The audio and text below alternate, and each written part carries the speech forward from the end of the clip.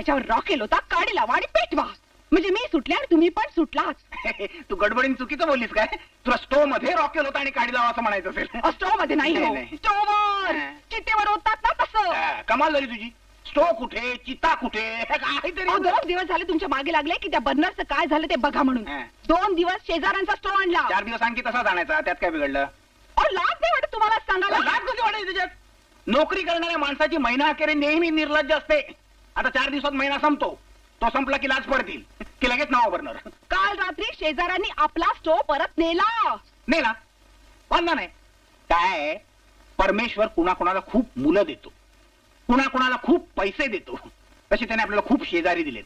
निदान 7-8 तरी शेजारी असतील ना आपल्याशी न म्हणलेले. त्यातल्या 5-6 जणांनी सांगितलं त्यांना सवड नाहीये स्टोव द्यायला. मग शेगडी आहे की आपल्याजवळ? शेगडी नाही का? शेगडी कोळसा संपलाय. संपलाकडे तरी उसने पैसे आणा आणि स्टोव दुरुस्त करा. काय उसने पैसे आणा? आधीच लोकांची केवढी देणी झाली आहेत. आता देणेकरांना लाज वाटते मला उसने पैसे देताना. मग संसार कशाला मांडलात?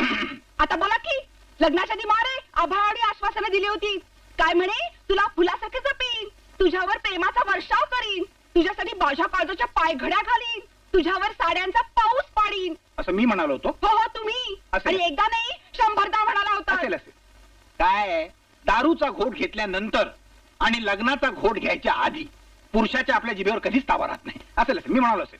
अहो इतके शांतपणे बोलाल तुम्हाला काहीच कसं वाटत नाही. अरे मीच मूर्ख म्हणून तुमच्यावर भाळले आणि फसले तुमच्या जाळ्यात. मलाही तसंच वाटतंय. मी तू नाही मी बात झालं नाही. सोना काकाकडनं स्टोव आणा आणि दुसऱ्या कुणाकडे तरी रॉकेल आणा.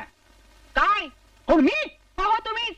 दरवेळी मीच काय म्हणून दुसऱ्याकडनं उसनं आणायचं? काय मी पैसे उसने आणतो, तू वस्तू उसने आणायच्या. संसारात बायकोचा सहभाग पाहिजे की नाही? त्याशिवाय संसाराला ऑफिसला जाताना डबा पाहिजे असेल तर मुकाट्यानं स्टोव आणा, नाहीतर बसा तसेच बोंबलत. अन्न पाणी तुटायची वेळ आली तर स्टोव आणलाच पाहिजे.